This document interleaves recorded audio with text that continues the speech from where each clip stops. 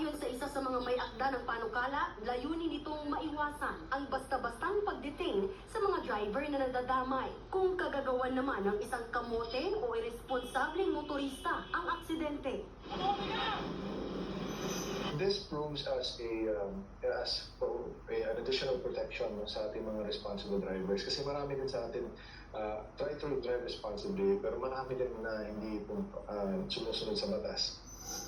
Sa ilalim ng panukala, layunin itong amyendahan ang umiiral na revised penal code. Ito ay para hindi na basta-basta hulihin ang driver na sangkot sa aksidente kung mapatutunayan na hindi naman siya ang may kasalanan o lumabag sa batas trapiko. Nice. Pwedeng gamiting patunay ng defensive driving ang mga kuha sa dashcam, CCTV footage o anumang video o litrato galing sa mga testigo. Nice. Nilinaw din sa panukala na pwede pa rin naman i-impound ang mga sasakyang sangkot sa aksidente.